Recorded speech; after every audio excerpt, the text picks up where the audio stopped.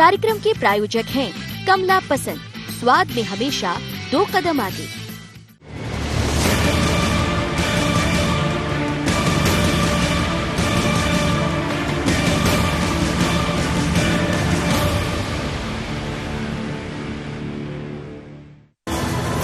मध्य प्रदेश में लापरवाही क्या फिर पड़ेगी भारी, लेकिन ये किसकी जिम्मेदारी? जनता या सरकार की? बीते 3 दिन में जो आंकड़े बढ़े, उससे तो फिर नाइट कर्फ्यू के आसार पड़ गए हैं। खासकर इंदौर भोपाल में अब इसकी तैयारी है। इस बीच नगरीय निकाय चुनाव की चर्चा भी है।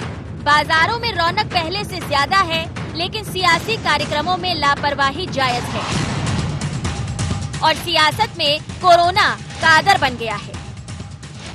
सरकार ने बीच में जो उसकी पाबंदियां थी जो कम की, उसकी वजह से ये सब बढ़ता गया। चाहे वो चुनाव हो या दूसरे हो, इन्होंने बड़े बड़े फंक्शंस के लिए परमिशन दे दी। और जब क्राइसिस मैनेजमेंट में इन्होंने ये भी तय कर लिया सरकार ने कि धरने प्रदर्शन नहीं होंगे, तो फिर बड़े बड़े मेले हो रहे हैं, बड़े बड़े बीजेपी के कार्यक्रम हो रहे हैं, उसको अनुमति दे देते हैं। और कर्फ्यू लगाएंगे तो इसका मतलब ये हुआ कि सही कहा है किसी ने कि रात में कोरोना को दिखता नहीं, क्या कादर खान हो जाता है क्या? कोरोना ने व्यवसाय से लेकर लोगों तक को तोड़ा और इस बार कोरोना का नया स्ट्रेन इंदौर में प्रवेश मार गया है। और जिन 6 लोगों में ये मिला वो कभी विदेश नहीं गए, तो सरकार के मुखिया चिंता में हैं। लेकिन अब कांग्रेस कोरोना की जगह कादर को ले आई है, तो सरकार के मंत्री जी भी उसी सियासत में रंग गए। कि हमने कोरोना पे माननीय मुख्यमंत्री जी के मार्गदर्शन में, नेतृत्व में बहुत कुछ कंट्रोल किया है और ये सबके सहयोग से संभव हुआ है। कोई एक व्यक्ति नहीं कर सकता। समाज, शासन, प्रशासन और सब लोगों को मिलकर ही इस पे हमने विजय प्राप्त की है। अभी फिर कुछ केसेस आ रहे हैं, तो इसमें भी चिंता का विषय है, क्योंकि वैक्सीन भी आ गया है, वैक्सीन भी लग रही है। माननीय मुख्यमंत्री जी के नेतृत्व में हम पूरा सोच विचार करके ही निर्णय लेंगे। कोरोना ने अपना ट्रेंड बदला है, तो लोगों को भी बेपरवाही का ट्रेंड बदलना होगा। लेकिन मेले से लेकर हर जगह जो रेलम पेला है, नाइट कर्फ्यू से काम बन जाएगा या यूं ही सियासत में कोरोना कादर बन जाएगा? Bureau report, IND 24।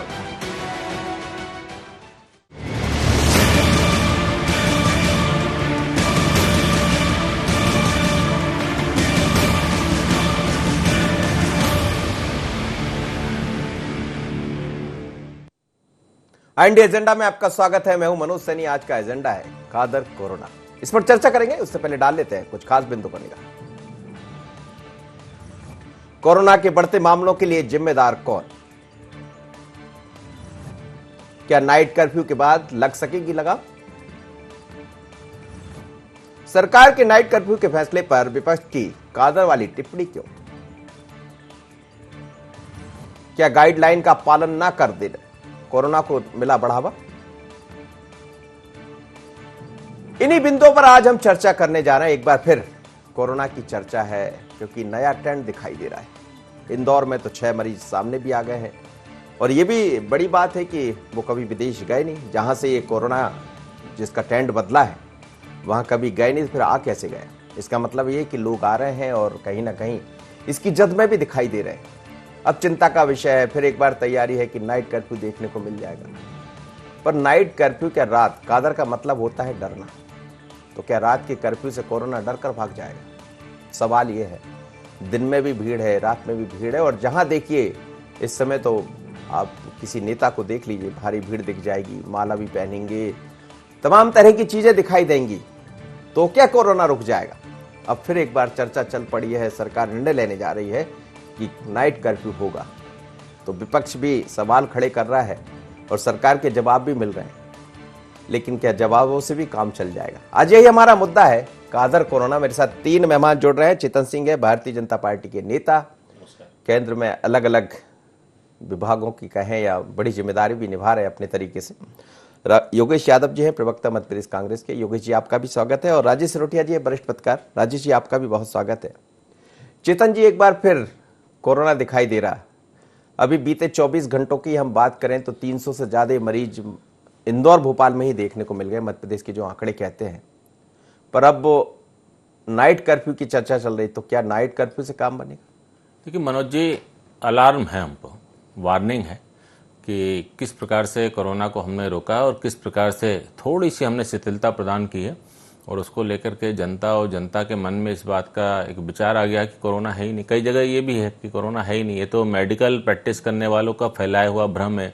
तो कई लोग मानते तो हैं, लेकिन जो प्रिकॉशन सरकार ने, भारत सरकार ने, मध्य प्रदेश सरकार ने, ICMR ने जो तय किए हैं उस गाइडलाइन का पालन नहीं करते। तो मुझे लगता है कि अगर हमको आज़ादी चाहिए तो कहीं ना कहीं अपने जो हमारी अपनी लापरवाहियाँ हैं उस पर हमको कंट्रोल तो करना पड़ेगा, और निश्चित रूप से पहले हमको जन बचाना है। और जन बचाने के लिए अगर सरकार के पास अगर और कोई वैकल्पिक रास्ता नहीं होगा तो निश्चित रूप से हमको करना पड़ेगा। अभी मैं PC शर्मा साहब की एक बाइट सुन रहा था कि रात को कोरोना मतलब कादर खान, तो क्या जितने भी अंधेरे के काम होते खान साहब ही सब करते हैं क्या? कांग्रेस को तो बताना चाहिए भाई कि खान साहब के माध्यम से अगर देश में इतना अंधेरा, इतना भय, इतना डर है, तो आखिर उस खान साहब को फिर गले में टांग करके घूमने की जरूरत भी क्या है? लेकिन निश्चित रूप से हम सबकी जवाबदारी, जिम्मेदारी। खान साहब को ढूंढ लिया, अब उनको भी देख लीजिए थोड़ा सा कि जो आप जिस भीड़ का जिक्र कर रहे हैं, जिस जनता का जिक्र कर रहे हैं, आपके यहाँ भी क्या नहीं दिखाई दे रहा? मैंने, देखिए मनोज जी, मैं किसी पार्टी, व्यक्ति विशेष की बात नहीं कर रहा, मैं सबकी बात कर रहा हूँ। मैं हूँ, आप हो, बीजेपी हो, कांग्रेस हो, आखिर हैं तो हम 7.5 करोड़ में सब सम्मिलित है ना। ये हम सबकी व्यक्तिगत जवाबदारी, जिम्मेदारी है कि हम अपने तरह से अपने परिवार का, अपने आसपास का सबको कोरोना की गाइडलाइन का पालन कराएं, और जो भी सावधानियां इस कोरोना को लेकर के हैं उन सारी सावधानियों को हम सबको पालन करना चाहिए। अभी मौसम भी चेंज हो रहा, मौसम चेंज होने के कारण खांसी, सर्दी, जुकाम, इसके मामले सारे बढ़े हैं। लेकिन फिर से कहूँगा कि बहुत सजगता इस मोड़ पर जरूरी है, अन्यथा अभी हम रात की बात कर रहे हैं, अगर रात के कंट्रोल करने से भी अगर हालात और बिगड़े, रात के कर्फ्यू के बाद भी अगर हालात बिगड़े, तो हम कल्पना करें कि हम अगला चरण क्या होगा। तो हम सबकी जवाबदारी, जिम्मेदारी है कि हम सबको समय रहते हुए अलर्ट हो जाना चाहिए। और दूसरी बात, मध्य प्रदेश के नागरिकों से मैं आपके चैनल के माध्यम से कहना चाहूंगा कि क्या आपको अच्छा लगता है कि राजस्थान कहता है कि मध्य प्रदेश से कोई आएगा पहले उसका कोरोना टेस्ट करो, तब हम अपने सीमा में प्रवेश देंगे? दिल्ली आज यही बात कर रही है। हमको अच्छा लगता है क्या ये सब? मध्य प्रदेश के स्वाभिमान और सम्मान की भी कहीं ना कहीं ये बात है। तो आप सब नागरिक बंधु इस बात को भी ध्यान रखें कि मध्य प्रदेश का भी मान हम सबको रखना है। चलिए, मध्य प्रदेश का मान बिल्कुल रखना है, लेकिन योगेश यादव जी, अब इसमें कादर कहां से आ गया? देखिए, मैं स्पष्ट कर दूं, ये तो एक फिल्म का उसमें एक कैरेक्टर था और कैरेक्टर निभाया था। उनको शाम के समय दिखता नहीं था और 6 बजे के बाद वो अंधे हो जाते थे। शायद मुझे कुछ फिल्म याद आ रही है। बिल्कुल। इसका अभिप्राय PC शर्मा जी का यह था कि ये सरकार जो है ये रात को क्या अंधत्व ओढ़ लेगी? एक मध्य प्रदेश की सरकार का क्या तकनीकी कोई प्रणाली नहीं है? क्या सूक्ष्म अध्ययन नहीं है? क्या आपके पास कोई एक ऐसा मापदंड नहीं है कि जिस तरीके से साहब आपको पता चला कि कोरोना जा रहा है, आपने खुली भीड़ छोड़ दी, और जब आपको लग रहा है कि कोरोना का वापस डर आ रहा है, आप वापस उसको कर देंगे? आप भाई, आप सरकार चला रहे हैं, आपको 2 बातों को इंगित करके एक सूक्ष्म प्रणाली को विकसित किया जाना था। पहले ये कि कोरोना के एकदम खोलने से क्या इसके दुष्परिणाम आ सकते हैं, और कोरोना को धीरे धीरे खोलने से क्या इसका वो सुधार होगा। अभी आपको ये पता चला कि कोरोना कम हो रहा है, अब इसके ज़्यादा बढ़ नहीं रहे, इसका वायरस अभी इंक्रीज नहीं हो पा रहा, बढ़ोतरी नहीं हो पा रहा है, आपने एकदम खुली छूट दे दी। और छूट भी क्या, पक्षपाती। आप मेरे वरिष्ठ पत्रकार यहाँ पर बैठे हुए, आप जानते हैं, राजेश साहब बैठे हुए हैं, आप बैठे हुए, आप अच्छी तरह जानते हैं कि इसके बीच में पक्षपात हुआ है। भारतीय जनता पार्टी के कार्यक्रमों को खुली छूट, भारतीय जनता पार्टी के सम्मेलनों में खुली छूट, चुनाव में, उपचुनाव में आपको लाभ लेना था साहब, चुनाव करवाना था, आपने खुली छूट। और मैं तो अब ये जानकर ये निश्चित रूप से बोल रहा हूं कि कहीं ना कहीं से राजनीतिक परिदृश्य के कारण, राजनीतिक परिप्रेक्ष्य के कारण और राजनीतिक फायदे के कारण भारतीय जनता पार्टी ने ये रात के कोरोना की बातचीत की है। क्योंकि एक विचित्र बात सामने आई आई है कि साहब आपने एकदम खोल दिया, बहुत सारे कार्यक्रम कर दिए, और अभी जो इंदौर की जो आप बात बता रहे हैं तो उसमें जो यूके से आया है वायरस, वो इतना गंभीर वायरस नहीं है, लेकिन फिर भी मैं कहता हूं कि मनुष्य की जाति और मनुष्य का वो बहुत ज्यादा कीमती है। अब आप 60 के बाद अब आप देखिए किस तरीके की अव्यवस्था फैल रही है। मध्य प्रदेश की सरकार क्या कर रही है, 300 की 400 की वरिष्ठ नागरिक भीड़ लगा रहे हैं। आप भीड़ को देखकर दम, मैंने स्वयं टीका लगाया तो भीड़ नहीं लग रही थी जब भी आप कह रहे थे कि लोग पहुंच ही नहीं रहे हैं, ये सरकार के इस पर शक है, तमाम तरह की नहीं, मैं वो अभिप्राय नहीं, ये शंका तो थी मन में लोगों को, लेकिन चलिए जो हमारे भारत के वैज्ञानिकों ने इसको सफल कर दिया। अब जनता लगवाना चाहती है तो आप डेट नहीं दे रहे हैं, ऑनलाइन आपका ढंग से नहीं मिल रहा, तो आप कितने संवेदनशील है इसके प्रति, ये महत्वपूर्ण होगा। और ये तकनीकी प्रणाली आपको विकसित करना पड़ेगी। अब आपने साहब उठाकर वापस लट घुमाना शुरू कर दिए, कर्फ्यू लगाना शुरू कर दिए, तो आप देखिए अत्यावश्यक सेवाएं क्या प्रभावित होगी, समाज में इसका क्या प्रभाव पड़ेगी, हमारी उत्पादकता पर क्या प्रभाव पड़ेगा, जो हमारे अभी रेस्टोरेंट्स या दूसरी जो चीजें खुल रही हैं उन पर। तो इसमें एक तकनीकी और एक सूक्ष्म प्रणाली, असंवेदनशील सरकार इस मामले में कुछ नहीं कर सकती। ठीक है राजेश सिरोठिया जी, फिर से एक बार कोरोना की चर्चा चल पड़ी है और हमें लगता है कि ये दौर ऐसा है जहां हर कोई इसका सामना किया है, चाहे घर परिवारों की बात कर ले, व्यावसायिक स्थितियां भी काफी बिगड़ी है। ऐसे में बड़ा संकट ये भी है कि यदि कर्फ्यू लगा देते हैं, फिर से नाइट कर्फ्यू की बात करें, खैर दिन में तो अब संभव भी नहीं, लेकिन नाइट कर्फ्यू भी यदि लग जाता है तो फिर वही स्थितियां बनेंगी, बेरोजगारी, तमाम तरह से लोग जूझ रहे हैं। इस समय चुनौती तो है, पर चुनौती के बीच में हमें लगता है कि खुद पार्टी के अंदर भी चुनौती है। देखिए, हमें कोरोना से लड़ना है कि कोरोना के नाम पे पाखंड करना है। अगर आपको कोरोना के नाम पर पाखंड करना है तो आप बेशक नाइट कर्फ्यू लगा दीजिए। नाइट कर्फ्यू कहाँ से आया शब्द? ये नकलची कलेक्टर्स जो हैं हमारे मध्य प्रदेश के कई, ये नाइट कर्फ्यू का कॉन्सेप्ट यूरोप से लेके आए हैं। यूरोप में जो बहुत सारा कोरोना का बढ़ा, वहाँ पर नाइट लाइफ होती है, क्लब होते हैं, कल्चर होते हैं, रात में 2-3 बजे रात तक पब चलते हैं, डांस पार्टियाँ चलती हैं। तो वहाँ पर नाइट कर्फ्यू लगाने, जैसे आप बॉम्बे में कोई कहे कि नाइट लाइफ है बॉम्बे की, वहाँ का नाइट कर्फ्यू लगाइए तो इट्स वो समझने वाली बात है। लेकिन जिस भोपाल जैसे बाबुओं के शहर में 8-9 बजे के बाद लोग घरों में कैद होना शुरू हो जाते हैं, 10 बजे के बाद में इक्का दुक्का लोग घर के बाहर नजर आते हैं, तो इससे कोरोना का और कर्फ्यू का क्या लेने देना है मेरे को समझिए। कोरोना जो है इससे ज़्यादा जब हो रहा था, लॉकडाउन आपने करके पूरी इकोनॉमी की कोरोना को ग्रस्त कर दिया, इकोनॉमी का कोरोना कबाड़ा कर दिया, पूरे राज्य सरकारों ने अपना कबाड़ा किया, लोगों का कबाड़ा किया, केंद्र सरकार का कबाड़ा हुआ, केंद्र सरकार के उपक्रमों का कबाड़ा हुआ, जनता का कबाड़ा हुआ। तो आपने अब ये समझ लो, तब भी इससे ज़्यादा केस थे, लेकिन अब बहुत थोड़े से केस बढ़े हैं और आपने पैनिक क्रिएट करना शुरू कर दिया। ये सरकार के द्वारा प्रायोजित जो भय है, इससे हमें जनता को दूर करे, जैसे तैसे जनता का डर दूर हुआ है। और आप एक बात समझ लीजिए, कोरोना जो है या कोई भी वायरस इन्फेक्शन होता है, इस कोरोना सीरीज के पहले के जो थे, सॉर्स था, इबोला था, जीका वायरस था, ये सब सॉर्स कैटेगरी के वायरस हैं। तो ये अपने खोल बदलते रहते हैं और चलते रहते हैं, और ये 2 साल चलेगा, 2 साल बाद ये खुद ही खत्म हो जाएगा, फिर कोई अगली सीरीज का आएगा। तो हमें तो अब कोरोना के साथ जीना सीखना है और एहतियात बरतिए, बिल्कुल बरिए, आप हाथ धो के चलिए, आप अनावश्यक पब्लिक प्लेसेस पर मत जाइए, खासतौर से जो वातानुकूलित मॉल हैं उनको अवॉइड करिए, ऐसे रेस्टोरेंट हैं जिनमें एसी चल रहा है, अब चूंकि गर्मी के दिन आने वाले हैं तो ये केसेस वहाँ ज़्यादा बढ़ेंगे, तो आप ओपन रेस्टोरेंट को प्रेफरेंस दें, ज़्यादा अच्छा हो तो घर पे ही खाना खाएं या घर पे खाना बुला लें आप ऑर्डर दे के, आजकल सब सुविधाएं उपलब्ध हैं।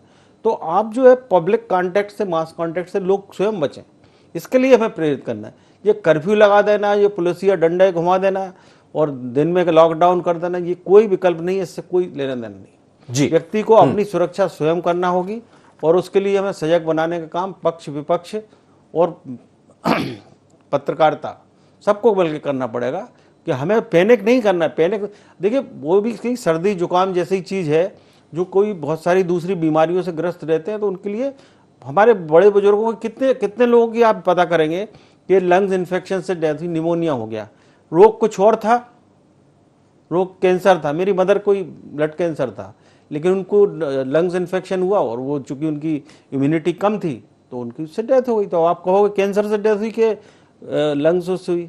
अब लंग्स इन्फेक्शन जो है कई चीजों से होता है, कई बीमारी। बिल्कुल, ठंडा जहां भी चीजें होंगी। अब आप उसको कोरोना करते रहेंगे और ऐसा भय फैलाते रहेंगे तो कोई मतलब की बात नहीं है। हमें इसको बहुत अच्छे से निपटना है, क्योंकि हमारी इकोनॉमी कहाँ जा रही है, देश कहाँ जा रहा है, आप बहुत सारी चीजों को आपको देख के चलना पड़ेगा। आस पड़ोस के देश आपके लिए किस तरह से घेराबंदी कर रहे हैं, तो इस पे सब भसेंगे तो हम सभी ना, तो हम सबको चिंता करना पड़ेगी, पक्ष विपक्ष सभी को। बिल्कुल आप सही कह रहे हैं, और ये चिंता का विषय हम सबके लिए भी है। आप भी यदि कोरोना को लेकर कहीं कोई गंभीरता नहीं दिखा रहे हैं, बेपरवाह है, लापरवाह है, तो ऐसा मत करिए। आपको याद है ना वो दिन जब घरों से निकलना बंद हो गया था, तो अब इस बार ऐसा नहीं होगा। ये पैनिक भी ना करें कि कोरोना लग जाएगा तो कहीं आपके लिए कर्फ्यू दिखाई देगा। ये एक तैयारी है और आपके लिए जानकारी है कि बचिए कोरोना से। लेकिन इस चर्चा को हम आगे बढ़ाएंगे, या एक छोटा सा ब्रेक, अभी लौटते हैं।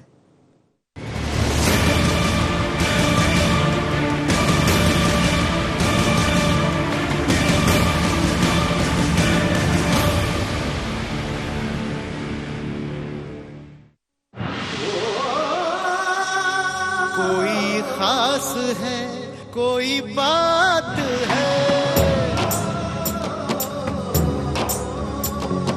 कमला पसंद। जीते दुनिया हर बाजी जीते, हर अदा में शाही अंदाज है। कमला पसंद पान मसाला, शाही स्वाद, शाही अंदाज, स्वाद में हमेशा 2 कदम आगे।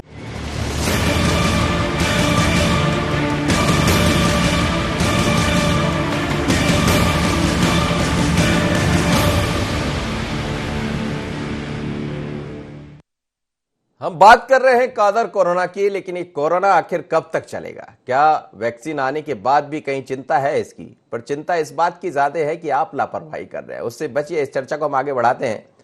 चेतन जी, जैसा आप कह रहे थे, आपने उसको दूसरी जगह ले गए, लेकिन सवाल यही है कि लापरवाही हर जगह, हर मोड़ पर है। चाहे वो आप और हम भी उससे नहीं बच पा रहे होंगे, वजह जो भी है, आर्थिक स्थितियां ठीक नहीं है, प्रदेश एक अलग प्रदेश, देश की हम बात करें, अब ये कहेंगे कोविड में ठीक काम किया आपकी सरकारों ने।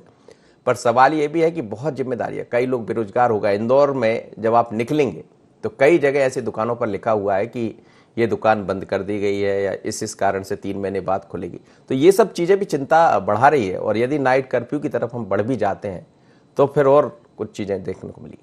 मनोज जी, निसंदेह कोरोना के कारण हमारी अर्थव्यवस्था, रोजगार दोनों पर बहुत गहरा प्रभाव पड़ा, इससे कोई इनकार नहीं कर सकता। लेकिन अर्थव्यवस्था, रोजगार को रोकने के लिए हमको अपने आप को भी बदलाव लाना पड़ेगा। जब परिस्थितियां बदली हुई हैं तो हमको भी बदलना पड़ेगा। हमारे मित्र योगेश जी तो कह रहे हैं कि हम लोगों को कोरोना के वैक्सीन नहीं लगा रहे। अरे इस देश में भ्रम तो आपने फैलाया। और मैं तो आज ही प्रमुख अखबारों के जो हेडलाइन उसमें देख रहा था कि जिन लोगों ने भी आज अपना पंजीयन कराया था, 57% लोगों ने आज जाकर के कोरोना का टीकाकरण कराया। मुझे लगता है कि अभी भी जागरूकता की कमी है, हम सबको मिलकर के जागरूक करना चाहिए। हमारे साइंटिस्ट, हमारे वो तमाम वॉलंटियर जिन्होंने अपनी जान को जोखिम में डाल करके चाहे महामारी के दौर में, चाहे वैक्सीन को ईजाद करने में अपना सर्वस्व न्यौछावर किया, हम कम से कम उनके उस श्रम को प्रमाण करें या नहीं करें, लेकिन अपमानित करने का काम हमको नहीं करना चाहिए। अनेक अवसरों पर अनेक नेता तरह तरह की बातें कर रहे हैं, तो ये जनता है। अगर जनता इतनी समझदार होती तो इस देश का लोकतंत्र और इस देश का तंत्र कुछ और होता।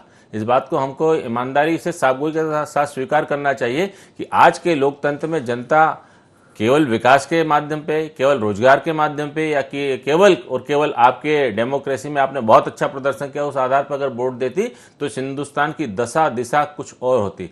लेकिन दुर्भाग्य है कि देश की डेमोक्रेसी में किस आधार पर वोट पड़ते हैं हमको, आपको सबको पता है। मुझे लगता है नहीं, लेकिन ये भी तो दिखा रहा है कि आपदा को अवसर में आप बदल रहे हैं। आप अब फिर एक बार चुनाव सामने है नगरीय निकाय के, अब वो कब होंगी तारीख तो तय नहीं है, लेकिन होगा इसी बीच में। यदि 2 महीने बाद तो कोरोना खत्म होना नहीं है। मनोज जी, अनेक अवसरों पर हमने देखा है कि माननीय मुख्यमंत्री जी ने, नेता प्रतिपक्ष दोनों लोगों ने मिलकर के अनेक बातों पर सहमति व्यक्त की और वो सब चीजें टलती गई।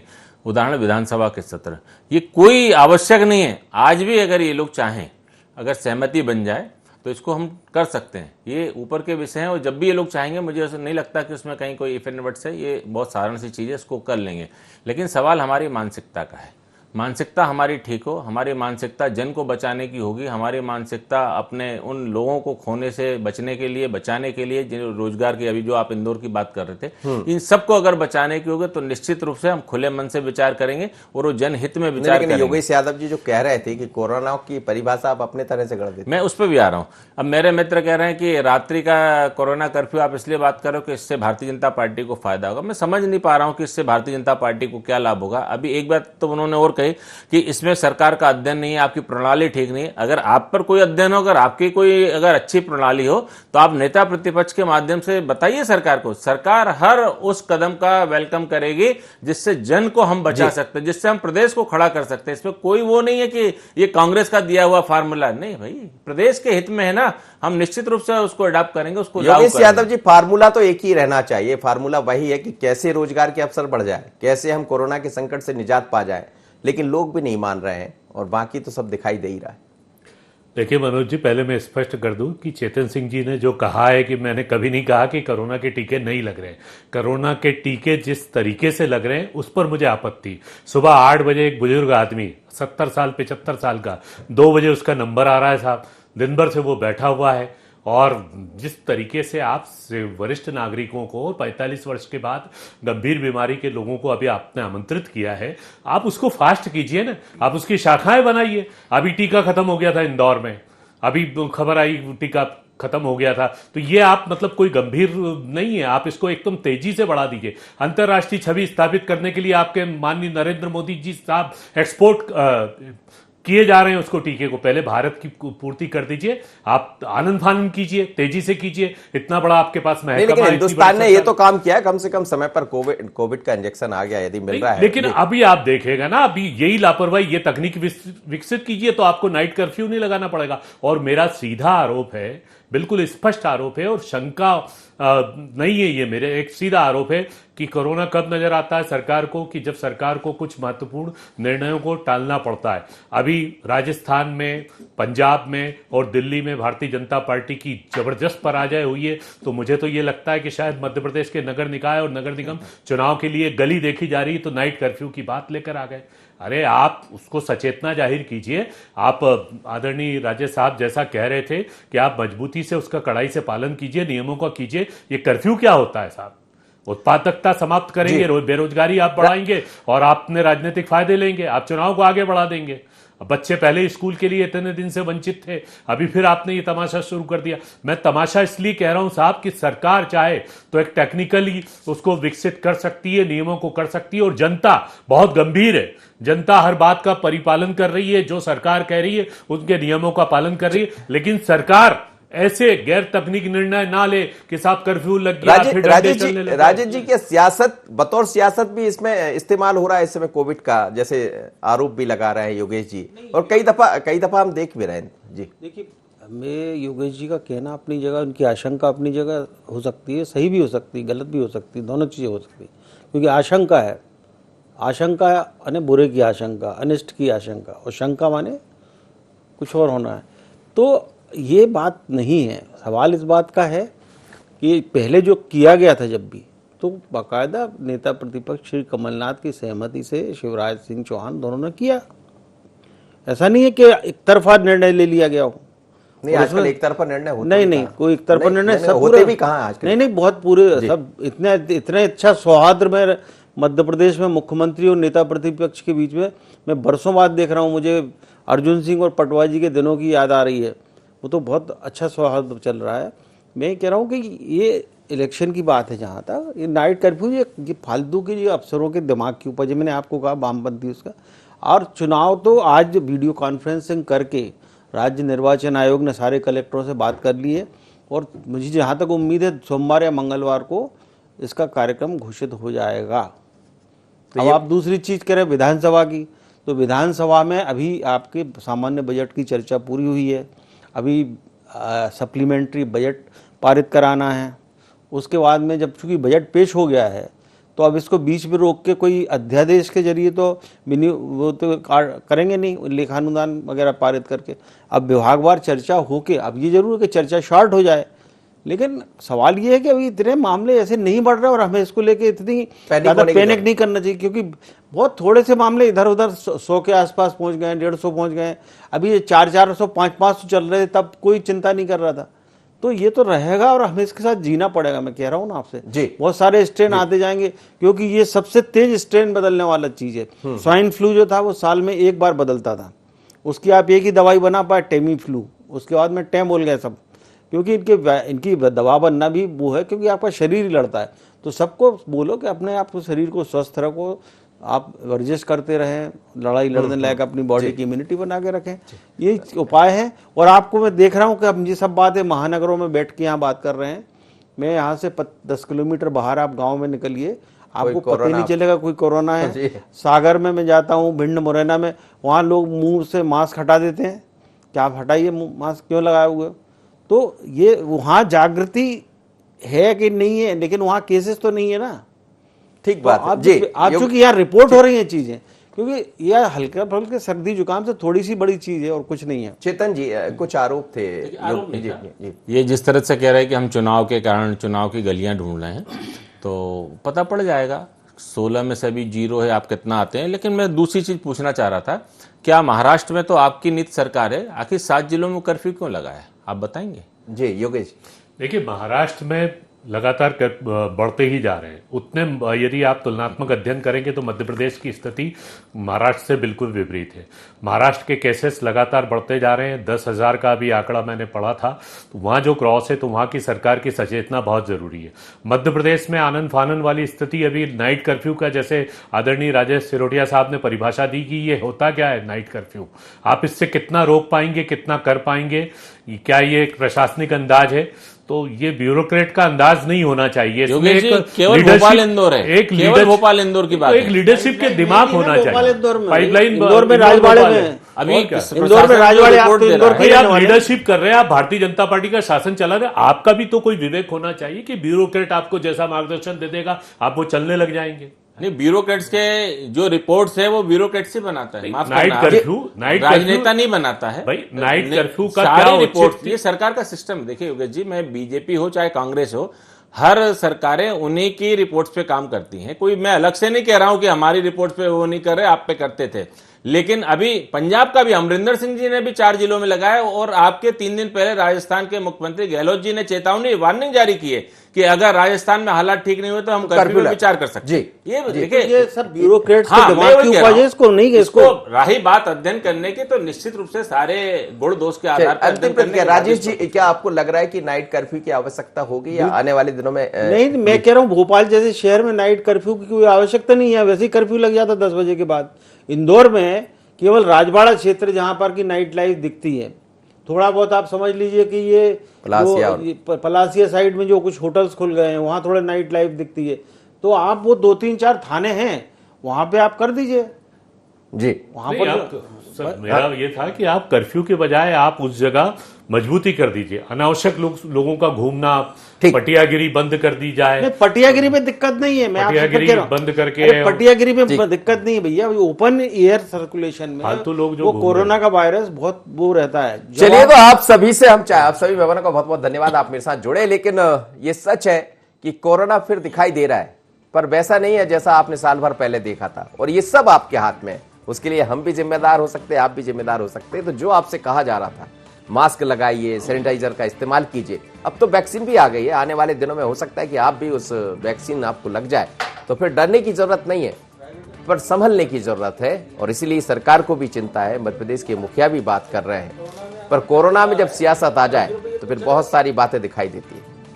कादर कोरोना। इतना ही, मुझे दीजिए इजाजत, बने रहिए IND24।